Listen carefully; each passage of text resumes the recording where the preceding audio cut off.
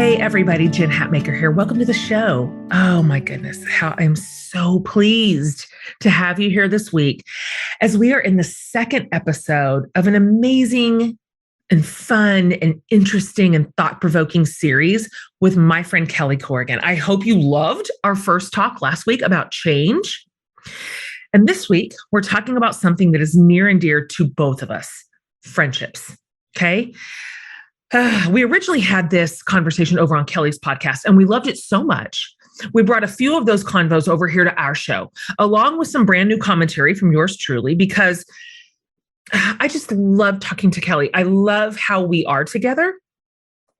You kind of just forget you're even recording anything, and you aren't just on the back porch solving the world's problems over a glass of wine, which we have done that before too, the two of us. So if you missed last week, I cannot urge you enough to go back and listen to it. I have a pretty robust intro to our friendship and how we met and how we are now. And plus, it's just an amazing conversation. But I have a really small handful of women in my life who I reach for and I think of when what I have in front of me is I need a wise, thoughtful, and an honest conversation partner around this big idea.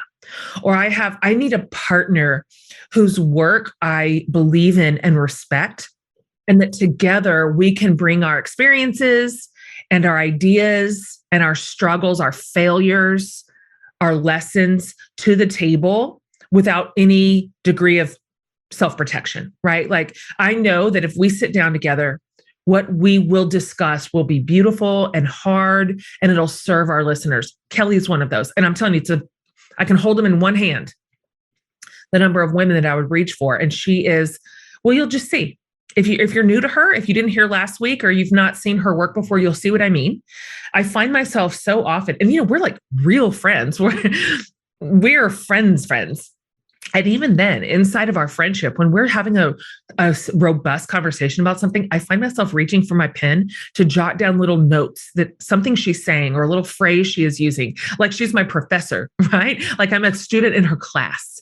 She just is poignant. And she's also so funny and so unvarnished in a way that I'm drawn to. And I think you will too. So here we go. Friendship, you guys. If you are a listener of this podcast, or if you engage with me on social media, you have 100% seen who I consider my ride or dies, my besties, right? They have gotten me through thick and thin, and me them. And I know that this is rare in this day and age, but some of them have been in the picture since we were babies, like growing up together, playing in each other's backyards, having sleepovers, talking about boys, marrying those boys, having kids, sending kids out into the world. Like they've hung in through career changes and divorces, like everything. And I know that's not everyone's experience, of course. And Kelly and I talk about all the different ways we come to know our people. And some of the surprising ways, actually, women cross our paths that we never expected would end up as true, solid friendships. I think the topic of friendship is really tender. Kelly and I talked about this a lot before we recorded this episode. Some of us, like Kelly, for example, and you'll hear her talk about this, maybe find themselves in a new season of life that takes them to a brand new physical location. Whoa, like it could be, nobody talks about how tough it can be to make new friends in your 40s or in your 50s, right? In a new place. When everything is like more formative in our younger years, it feels like we align a little more easily with folks in the same rhythm of life as we are. Not that any of us are like set in our ways. Oh, no, not us, of course. But in our more mature years, if you will, we may see some of those earlier friendships peel off and we're left with a smaller group, like people that really stood the test of time. And honestly, that's okay. Like that's actually normal. But new friends, it's like going on a first date sometimes. You know what I mean? Kelly and I said that we think it takes at least 25 interactions at our age to decide if we think someone's going to make the friend cut. Because allowing people into our life, new people, really can be trickier at this stage. So I loved her perspective during this conversation on what that looks like for her right now. I think you're going to take a lot away from that. I've also had to navigate some new uncharted territory when it comes to friendships.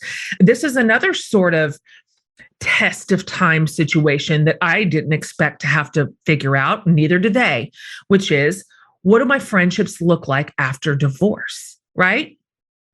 Kelly asked me some pretty pointed questions here.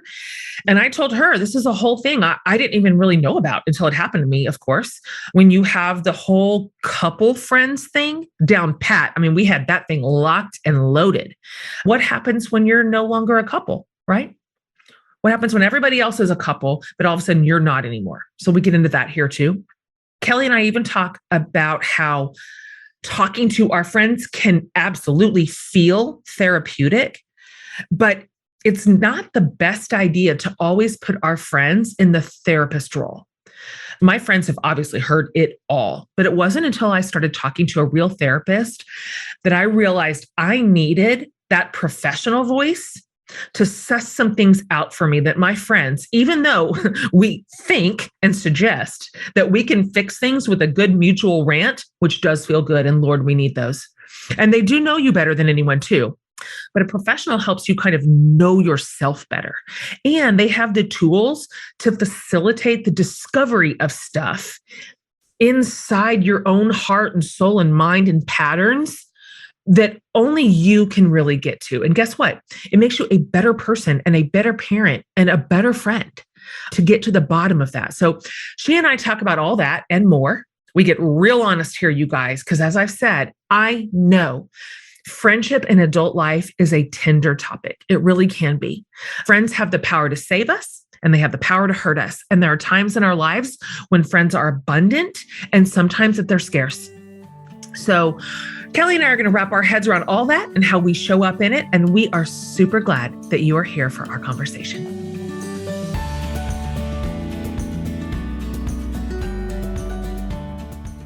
Hi, we could probably do this every day of our lives. I know. I'm totally up for it if you are.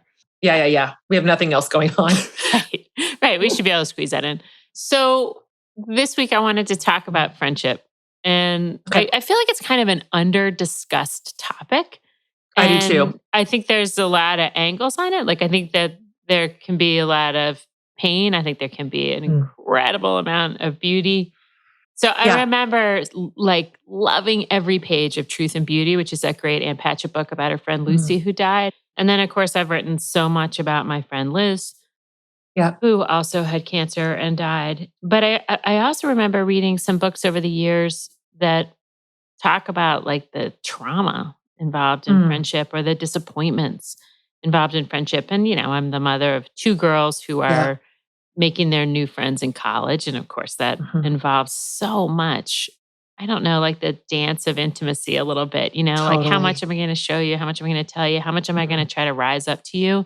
I remember saying to Claire, are you psyched for the holidays? And she said, I'm so psyched because I'm tired of accommodating people. Oh, bless her. And I was like, wow, man, that is really true. I was just before we got on talking to a friend of mine about what we're about to discuss. And I was telling him that on its face, it sounds like maybe a trite topic. I'm going to talk to my friend Kelly about friendship, but it's not trite. It's not. I've noticed in my community, and I bet you would say the same in yours, that a healthy, connected adult friendships, particularly between women, is a real pain point in my community because we're older and friendships have shifted and we have changed. And a friend that was a friend sometimes 15 years ago doesn't have a tidy space in the life we have now, or our lives have changed. We've moved, and making new friends at our age can be really challenging. And so I don't think it's as trite as it might sound. I actually think this is, as you mentioned, kind of an overlooked conversation that actually has a lot of pain inside of it. Well, and also it's a really dangerous thing to be lonely. Like that, you know, Vivek Murthy, the Surgeon General, came out with that book about loneliness. And there's all kinds of incredible statistics about how loneliness is actually more dangerous than smoking. I put that in a book. It was so shocking. Yeah. I quoted him. He said it was more dangerous than if you were smoking and obese and had a history of heart disease together. Yeah. So, yikes. And you know what? I'll just come clean and say that I am a little bit lonely for the first time in a long time. We moved after 29 years, talk about change. And we, you know, I know a lot of people in New York and Brooklyn, but it's much bigger than I realized. And then you layer on Omicron. and Gosh, that's whatever so might come true. next. And it feels somewhat difficult to say to somebody, hey, you want to take a subway for Mm, 40 minutes to have gosh. a drink and some tacos with me, even though you don't I really know me that mean, well. And maybe I've been fraternizing with people who are mm, ill or feverish. Like it's just real, it feels really blocked from me right now. And so I'm very mm, poignantly aware of what I left behind. And I left behind a couple of friends who I was yeah. 4 minutes away from, who I did Mm, not have to tell them I was coming over, whose back doors were mhm, always open, mhm. who I could do nothing with. Like I love Yeah, now, right yeah. now, because it's all so new, Mm, again, and I made it new. So I'm not complaining. I was ready for this, but it's not that fun all the same. mm. It's like you have to come up with something good enough for it. It's like a first date where it's like, Absolutely. You're kind of like, I really liked her. Like, did she like me? I Or know. is it too soon to text her? Is it? Like, is it Yes. too should I give it a day? Yes. Just it's got all these weird sort of relational rhythms kind of baked in and rules. And because I think what you and I know, I'm 47. How old are you? You're just a couple years older than me. Just a couple. Let's just leave it at that, Yeah, Jen. that's fine. But we now know at our age that really like those precious friends that are in every nook and cranny, the ones who need no anything, no invitation, no permission, no entertaining. They can be pretty rare. So I Yes. And think we also, probably treasure them and miss them when we don't have them. yeah. And it like friendship doesn't bloom overnight. It just doesn't. Mm, You need like 25 interactions. Like I always feel like God, this, so this real. huge milestone in any friendship is when you meet the person's parents. Yeah, And it's like now dating I'm, again. yeah, Yeah. but it is. It's like Uh-huh. some sense of like your people and where you're from. And then, Yeah. I remember going to see my friend Betsy's house that she grew up in Darien. And like, oh, there's Beth's high school in Lake Oswego. And, like that, it just changes your Yeah. understanding of a person. And then another thing that really helps Mm. open up a person is their children. Yeah, If that's they right have too. kids, and now, if I'm an empty nester, I'm talking Mm. to other empty nesters, that's just like a black box. Totally. And it's like I so hadn't thought about central to that. most people's lives. I had not thought about that. Like I've had the same friends for so long, but we forged our friendships in the like fires of early childhood. Right. We were raising kids together. We were like, can I come over? Do you have any? Like, Right. I have half a bag of carrots. You have some leftover grapes. Right. Like, I have some peanut butter. Can they take a bath at your house? Can they nap? And so those connective ties were really strong. And also kind of this central energy that we wrapped ourselves around. Mhm. You gave yourself a triple punch here between new city, pandemic, and new stage of life. Yeah. Like you are in a sea of change right now, which makes new friendships hard, like really we hard. have this, I made this new friend in Montana named Martha. And every time every time she emails, I'm like, could we make plans for like the next 3 weekends? Like, do we like, it would just soothe my little heart if I knew I was going to see you on a more regular basis. Every time I email her, I'm like, I think she likes me. She likes me. She does. I mean, she totally likes me. Like, she said that one thing, like, I mean, it's like amazing that you could It's feel so cute. insecure. But of course you Mm, do, because people have their lives and their rhythms. And then you're this that's new right. element that's like, hey, don't Mm. forget about me. How did you make a new friend in Montana? From a friend of a friend. And this Uh-huh. goes to like a tenet of friendship that everybody knows, but you can never hear too much, which is you got to reveal something if you want to start having a real Oh, yeah. friendship. And so I told this friend of mine, Liz and Dace, I'm a little Mm. lonely. And she was like, I know 2 Mm. people in Montana that you should meet. And then she would just write on it. Like as soon as I coughed it up, Huh. and she was right there for me. And so, Literally like a matchmaker. exactly. So you just started texting each other? Like, hey, I'm Kelly. I wrote her an email and I was like, hey, I'm new Uh-huh. to town. And Liz said that we would really like each other. That's And so do you cute. want to go for a walk? And then we were going for a walk and we were walking around this thing. And I was really in a funny mood. Like I was super loose and unguarded. And I don't know if I was trying to rush us along or what. But I felt like I was like exposing everything all at once so that it was like, here's who I Totally. am. This is my deal. right. If you like me, great. If you don't, like, I got to keep moving here because I'm like desperate to find somebody to drink mezcal and do puzzles with. And so anyway, then at the end of our walk, she was like, "What? I was thinking about getting sushi." And I was like, "Oh, I'll get sushi. You want to get sushi?" It's so cute. That's such a spaz. I love it. So you're just like so thirsty. Oh my God. Okay, don't take this the wrong way. I kind of love that this is your experience right now because you have something new to say about it.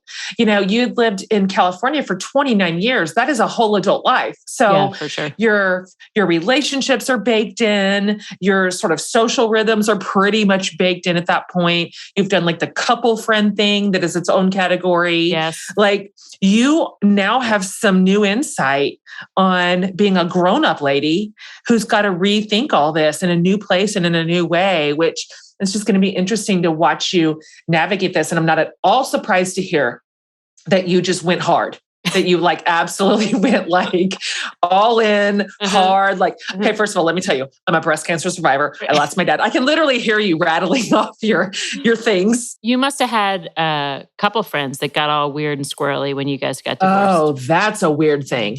That is a whole thing that I didn't even know to talk about until it happened to me, kind of like you right now in this new space, which was, I mean, after 26 years of marriage, the couple friend thing was locked and loaded. And so we all just sort of scrambled around for a minute trying to sort that out. Like, is there side picking and all that kind of crap? Yeah. Like you don't want there to be. And I think at the beginning, we were like, how can we hold this fractured thing together? And everybody tried their best, but also our circumstances were wild. And so I think ultimately you kind of get some friends in the divorce and the other one gets some others. Kind of like we have split custody. Yeah. And so, yeah, so now I find myself, I have the majority of our couple friends still like fully embedded in my life. And so all my social things right now, Kelly, are like all the marrieds plus Jen. And, like, and is that fine for you or does it bug you? Or Yeah, no, it's fine because we've been friends for so long. Yeah. So at this point, we're well beyond like anything ever being awkward. And then they're mean about it too. They're like mean, funny. We were where were we traveling? We were all traveling together somewhere and like a big trip, all of them plus me.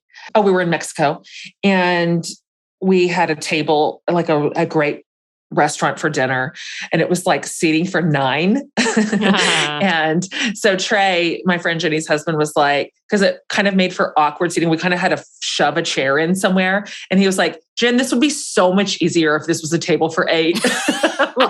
So we found a way to joke our way through it. But yeah, so friendships can really shift in more than one way. The other thing I miss so much in the pandemic, and really, as a writer and a person who's sort of out here on my own doing all these crazy projects, I miss work friends. I really miss the very funny, unusual relationships that you can have with these people that are contained in the office. Where I just love that. I love how much variety there is in those relationships where it's people of different ages, people have come from different places. Whereas like my inner circle is mostly 50-year-old women who sort of look like me and have read all the same books. Yeah, like exactly. But then you're working with like Weird Bill and there's Harriet. And she's nuts. And, but I love that. I love the texture of that. And I miss an office. But it's been a minute for you. Like, when's the last time you worked in an office?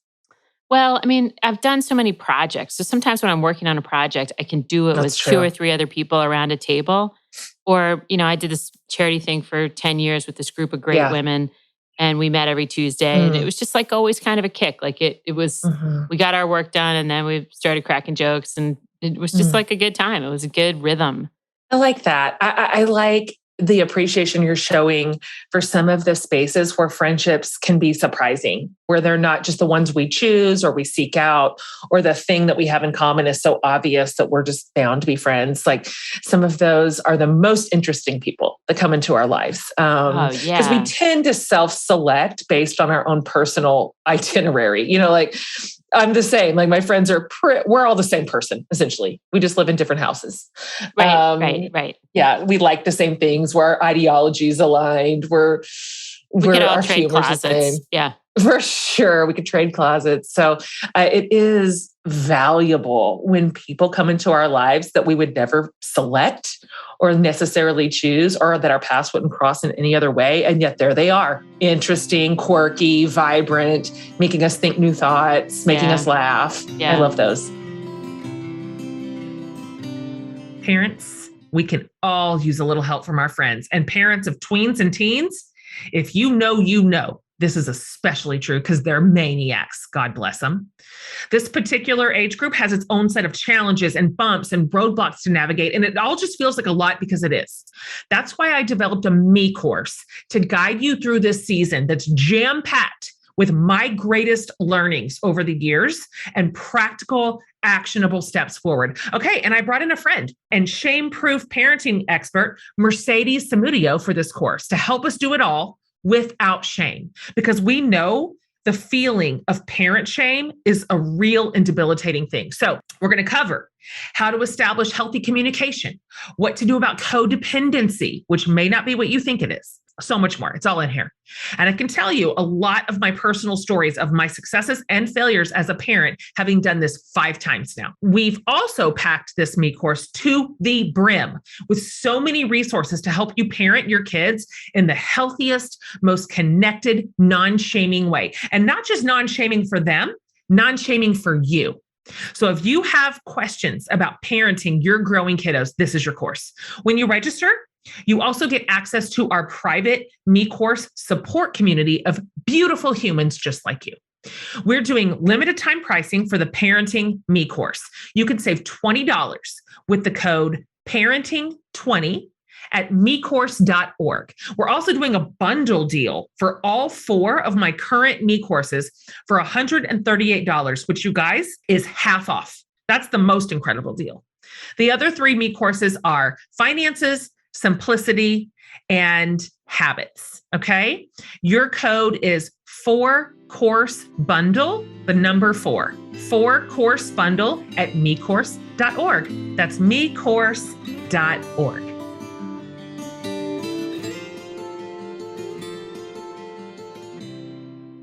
This idea of community, it's just so vital, right? Studies have proven again and again that people in community have markedly improved physical, mental, and emotional health. So in the Jen Hatmaker Book Club, we talk about books every month, of course, yes. And we have all the bells and whistles to support that book talk. It's incredible. But what really we love the absolute most is each other. Our book clubbers support each other, like in the hard times. We celebrate each other in the good times. It's like magic.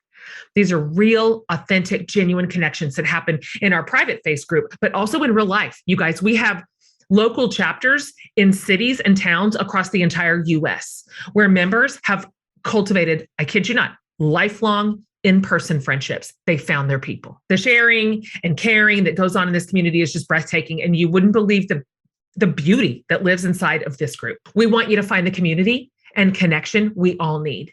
And we are waiting for you with open arms. So, come for the great books, but stay for the even greater community of women. Find out more at jenhatmakerbookclub.com.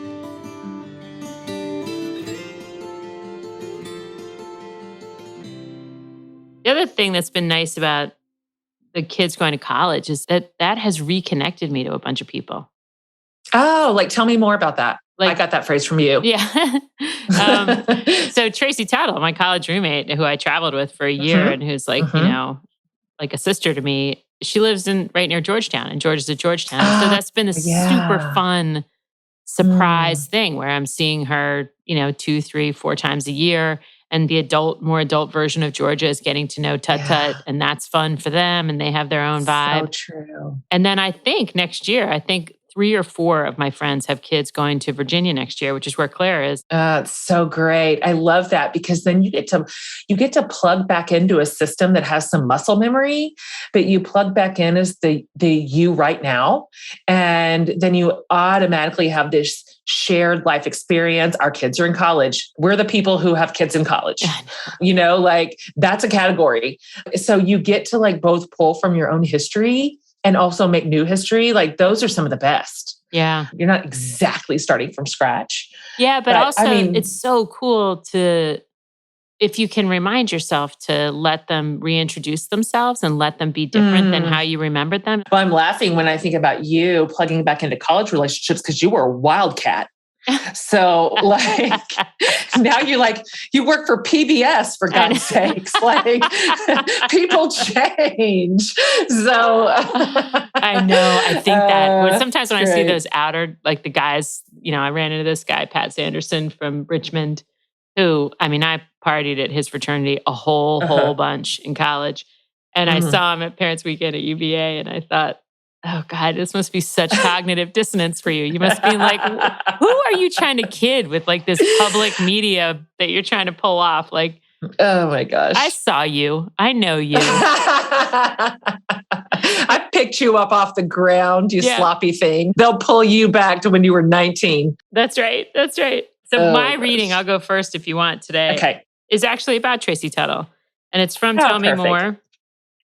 And it's... I feel like I know Tracy. Yeah, I think a lot of people feel like they know Tracy. It's kind of awesome. She interestingly, she had this business for, 20, 30 years with her mom. And then she sold it and she went back to school to be a therapist. And she finished her degree. And now she has 15 patients that she sees every single week. And she was born to do it. She's like one of the world's great listeners, super compassionate, totally non-judgmental, and like a very conscientious student. So anyway, this is about me learning from her, as I've done so often. I was flying to DC, where she lives, to go to our Richmond reunion.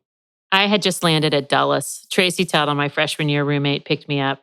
Though she often says she's 5'11", Tracy is 6 feet tall. And thanks to her jackrabbit metabolism, lean as Twiggy. When I first got to school, she was my assigned freshman year roommate. And we had this huge long day, and all day long people say, wow, you're so tall. How tall are you? And she'd say, 5'11", 5'11". And then we were going to sleep, and she was on the top bunk and I was on the bottom bunk. And she's like, hey, I wanted to tell you something. And I was like, yeah. And she's like, I'm actually 6 feet tall. I was like, so great. Wow. Like, true confessions. Yeah, you don't want to lie to me. That's amazing. Thanks to her jackrabbit metabolism, lean as Twiggy. She has a great laugh and loves parties, music, and late night diner food. We initially fell into step with each other because we smoked the same cigarettes and watched the same soap operas, ABC, all the way.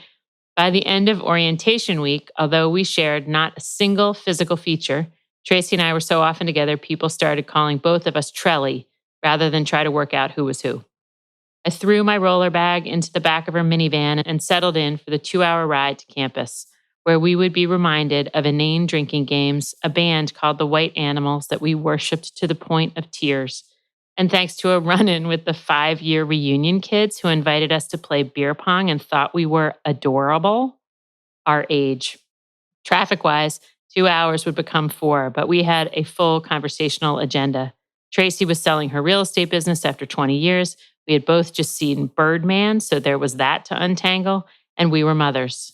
If we used to talk into the night, parsing the subtleties of our interactions with the brothers of Lambda Chi, we could talk family dynamics till morning now. She said she and Tom, her husband, had been arguing lately about when to let your kids start figuring things out on their own.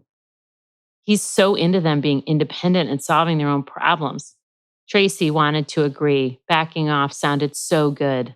But it's impossible. It's like watching them do a puzzle and they're getting so frustrated and you can see the piece they need. It's right there. I mean, seriously, how long can you go before you hand it to them?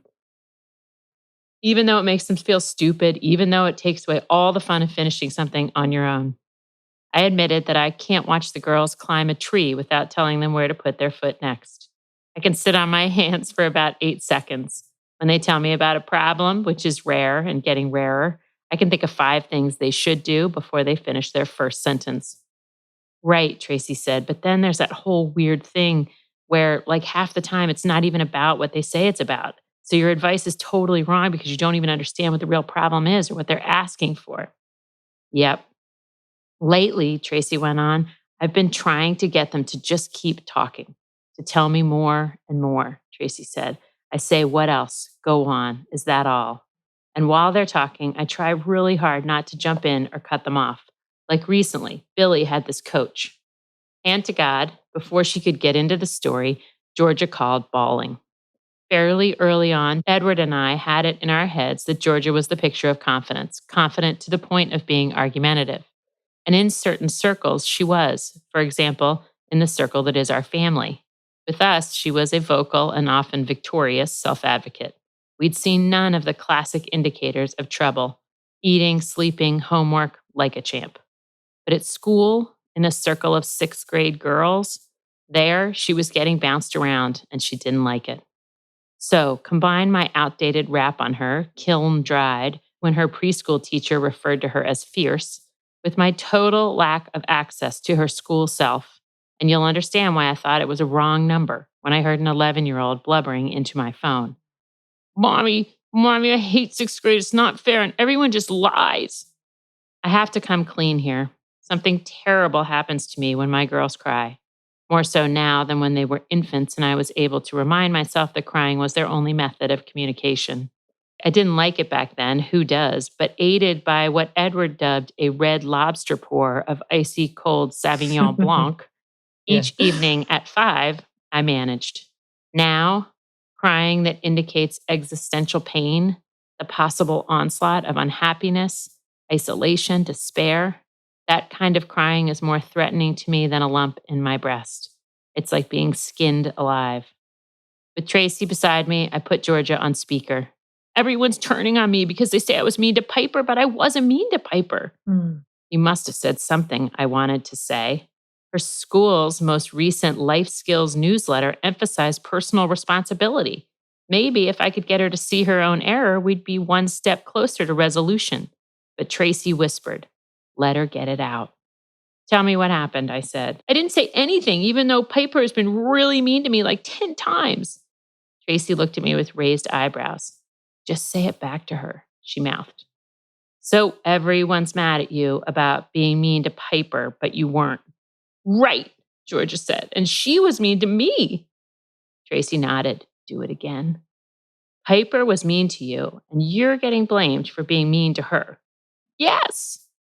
Tracy circled her hand in that unmistakable go on motion. And so I said, what else? Remember at Christmas when Jackie was mean to Emma? I told her I did, though I did not and could not at that moment picture an Emma. Nobody got mad. Nobody got mad at Jackie. Cyrano de Bergerac fed me another line. So no one was mad at Jackie. No one. How would Edward handle this, I wondered. Not by wallowing in it, I was sure. Standard course of action was to stifle the drama with a there, you'll be fine, and then start handing out gum. Tracy said softly, that must feel so unfair, which brought to mind my friend Paul, who told me once at cocktail parties, whenever someone tells him what they do for work, he says, that must be really hard. And every time, no matter what they do, they say, oh, it is. He started doing it because he's shy and needs the other person to do the talking, but he kept doing it as a public service. Everyone loves Paul. They can't say exactly why, but I think I can. That must feel so unfair, I said to Georgia. It does.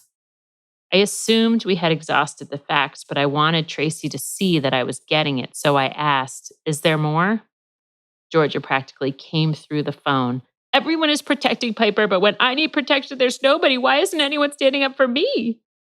That must be awful and confusing. Like, why am I being treated one way and Piper another? Exactly, she said, her voice newly steady. Hitting her blinker, Tracy smiled. I had to admit, asking for more and listening was 1,000 times easier than coming up with consoling thoughts and next steps. Wait, Mommy, where are you right now? Are you in Richmond already? Not yet. Another hour or so.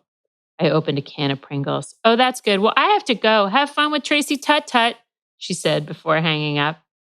That was kind of incredible, I said, holding out the chips for Tracy.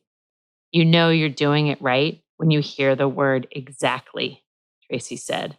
Now the trick is doing it every time, which must not be so easy since otherwise all therapists' kids would be perfect.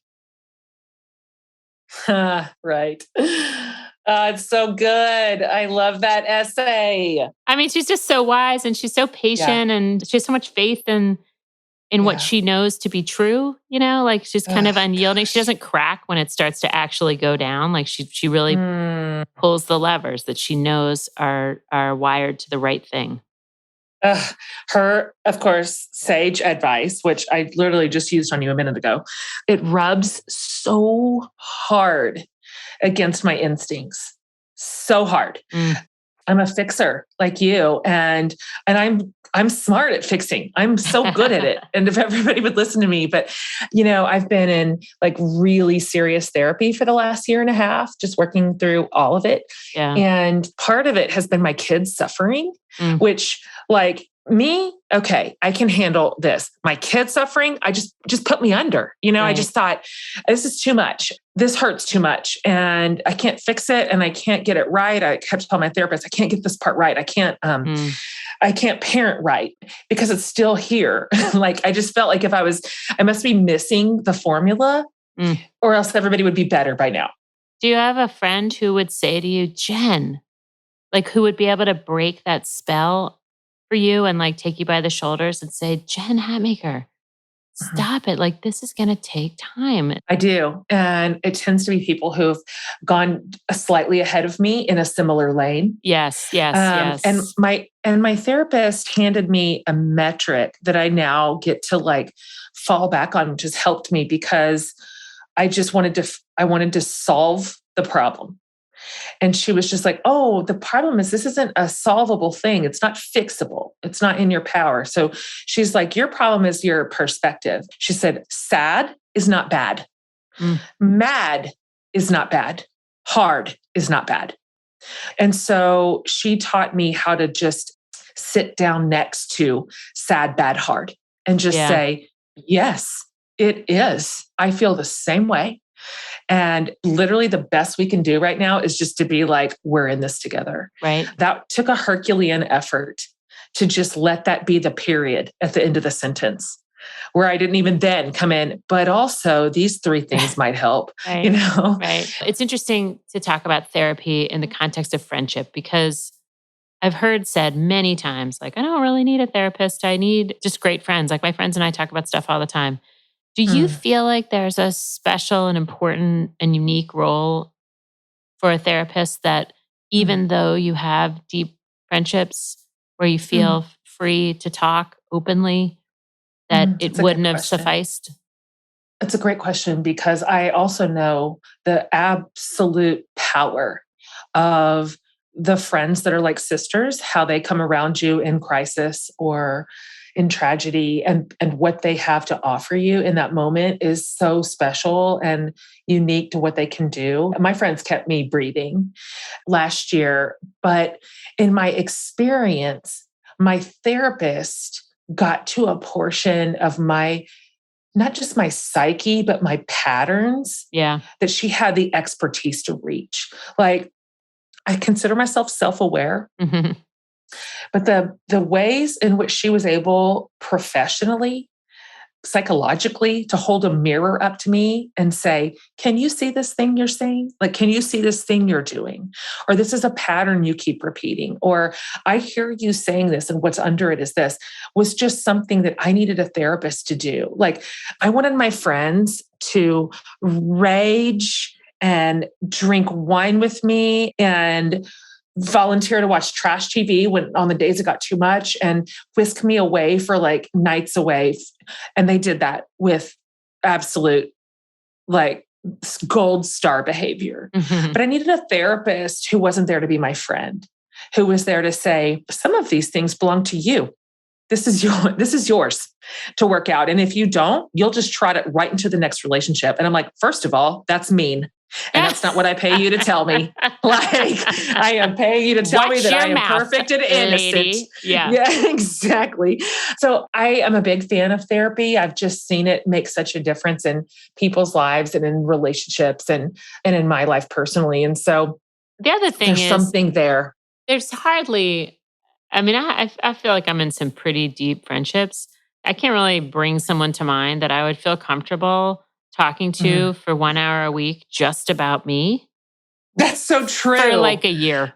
That's just not what friendship so is. Like, true. there's so much Good more give and point. take, and there are considerations at work, if You're you, so right. yeah. So I think that probably there is this very distinct Yeah. requirement and potential Yeah. for therapy that is just, unfortunately, you can't get it for free. Yeah, you do. You've got to pay for that level of a professional, undivided attention. But then, there's not a one size fits all in therapy either. Like, I've got some friends who will probably see their therapist pretty consistently forever, which is just the level of kind of therapeutic care that they need and want based on their history and the stuff they're working through. And then there's some who are maybe more like me, for whom the majority of my therapy was situational, circumstantial. I needed it for a season in a really intense way. Not that we can't all benefit from maintenance, but therapy can look however we need it to look. And I know for me, it was a lifeline. If you follow me on Facebook or Instagram, you know that I'm literally always wearing Able. I've believed in this brand from day one. I will forever champion a fashion company that's not only devoted to chic, effortless style, but that also empowers women through opportunity and dignity. So I was thrilled to take my love of Able to the next level this spring and collaborate on a collection of dresses with sleeves and with pockets. Hello. As you might know, we love dresses with sleeves around here, and we also love dresses with pockets, and we especially love ones that are size inclusive and versatile enough to be worn a million ways for any occasion. You guys, it has been so fun to see this collab come to life. Plus, Able has so many other amazing new apparel items, sandals, sneakers, handbags, jewelry, perfect for spring and summer. And how incredible that dressing the part with Able is also doing so much good in our world. Head on over to ableclothing.com to check out my dress collection and all their amazing new arrivals. And then use my code JEN to save 15% off anything. So that's ableclothing.com and use the code JEN.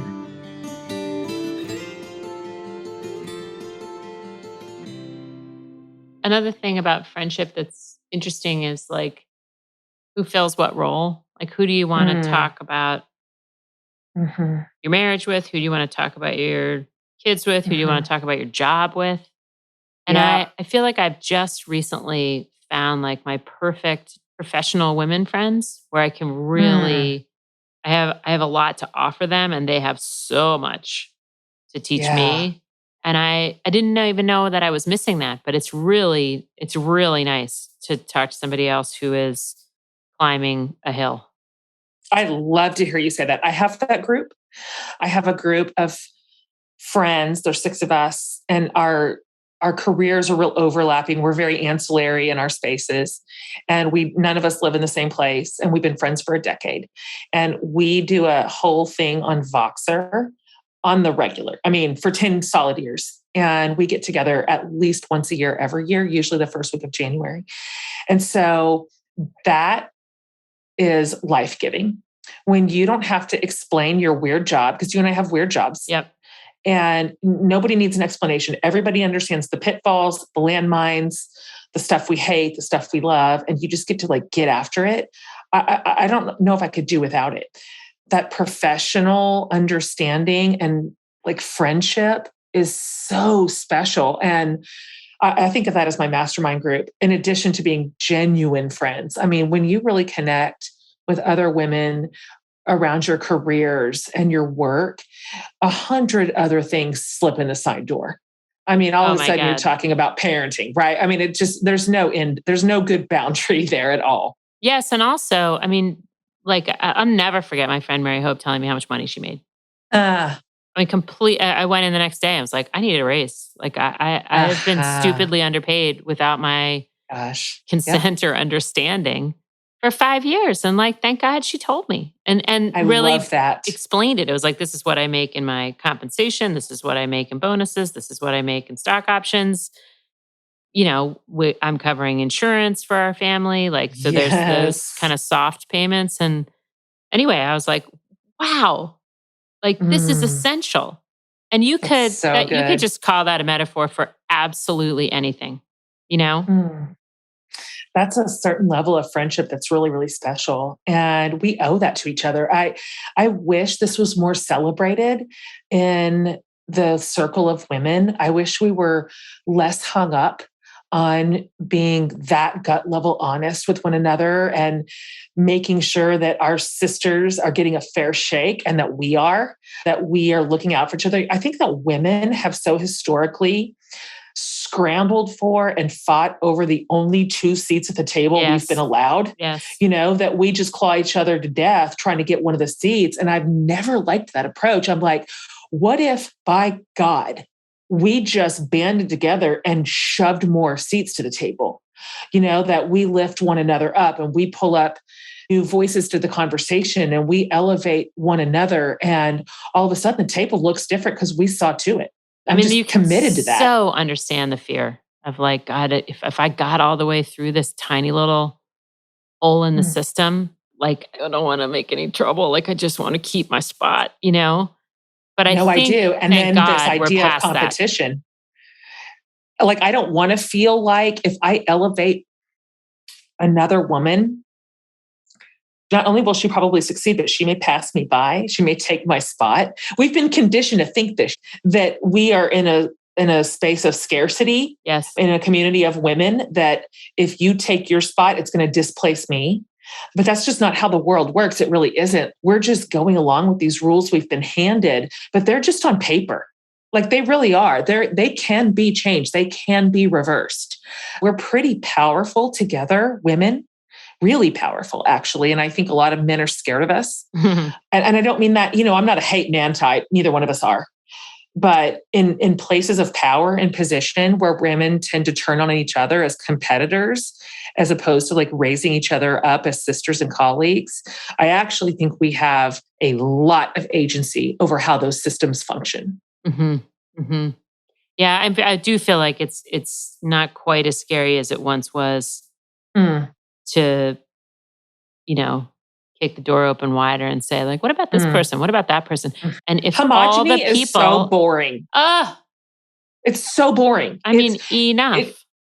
Enough. It feels interesting to the people talking because they love the sound of their own voices, but it is genuinely boring. Yeah. What's interesting is challenge. What's interesting is a little bit of tension, a completely different opinion or perspective or experience. That's interesting. Yeah. Like that makes me curious. That'll keep me like locked in. And so good on you for holding that line, which I already know. It would be so much easier if you didn't. Tell me about your reading. Okay. So this is out of Fierce, Free and Full of Fire, out of a chapter called I Need More Connection. Yeah. Kind of going back to some of those loneliness.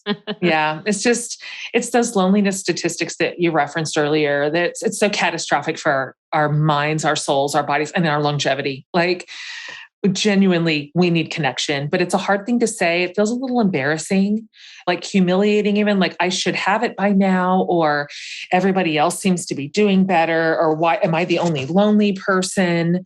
And so mine is not that long, but my friends, anybody who's in my community knows that the place that my friends hold in my life is so high.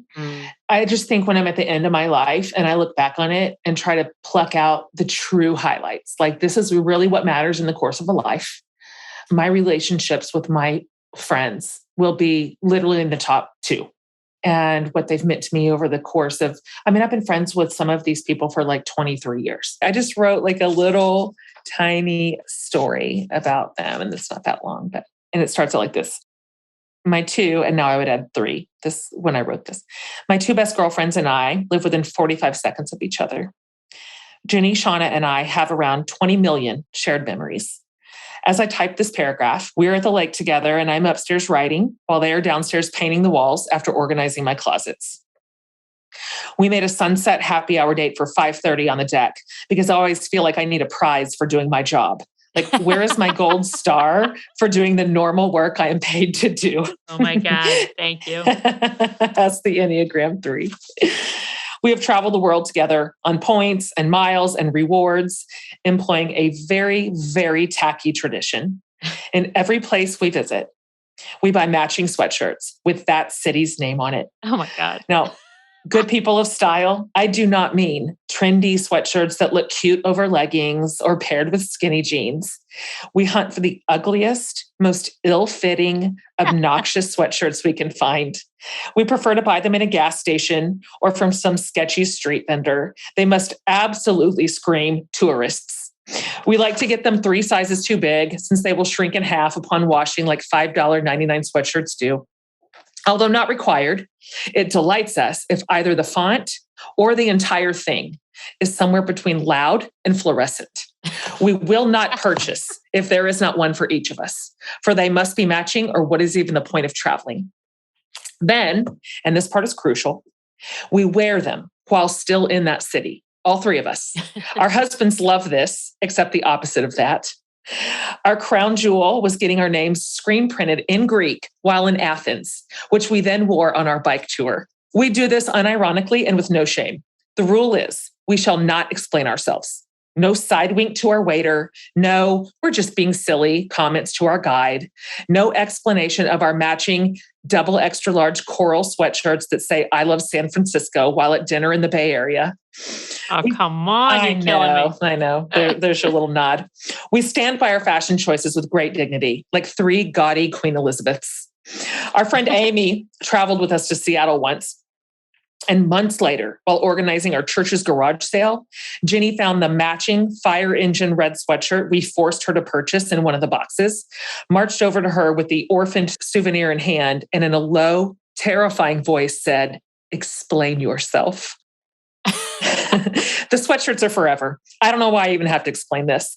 They are a package deal with this sisterhood forged through 1,000 fires, 1,000,000 conversations, and 1,000,000,000 shared laughs. I credit my girlfriends for the deep sense of belonging that has sustained me through an unexpected public life. Although hyperbole is my medium, with absolutely no exaggeration, I cannot imagine my life without them. I have no vision for it, no imaginable existence. A connected life drunk with rich relationships is central to my soul theology. I hold so many elements of my life loosely. My career and platform matter enormously, and I aim to offer the truest, best work I'm capable of. But if it went away or shifted, I'd adjust my sails. However, if all I was left holding were relationships with my family and closest community, if that is all that remained, I would still consider myself the luckiest girl on earth. My life derives its greatest meaning, its power and energy from the people I love who love me too. It's almost like the most revealing thing about us, like who we love and who loves us. Yeah, you're right. Like it just screams your values out loud. This is what I love. It really does. Yeah, that's so true. Because there is what we say, and you and I say a lot of things. We have a lot of convictions. We care about things that matter. We say plenty of things, but like, who do we love and who loves us? That show me the money right there. I love you and I love talking to you and I love working with you and I love learning from you and I love seeing you. And now I'm coming up to your neck of the woods here in a couple of weeks and I literally insist on some time. Fantastic. Okay, so here's our closing poem from Kate Baer. It's called Girls' Night Out. How perfect is that? Okay. In restaurants, we argue over who will pay, even though the real question is who will confess their children are dull or their marriage has holes at the knees. We order French fries, salads, and brie, hold wine to our lips, pull truth from our bags that we kept all along. She wonders, do you remember when I cried in the cab, wore that shirt with the sleeves, left him alone in the rain? We do. Oh, that gave me goosebumps. That's Kate Baer. Jen, will you come back next week? I would love to. I can't wait. See you then. All right. Okay. Bye.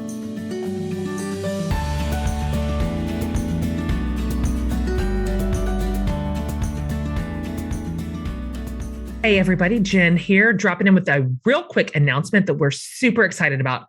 We are launching a premium podcast on Apple Podcasts. So what is a premium podcast? Well, it's the same great show that you've come to know and love every single week, but with a few extra features. Subscribers to the premium podcast will get, first of all, earlier access to the show each week.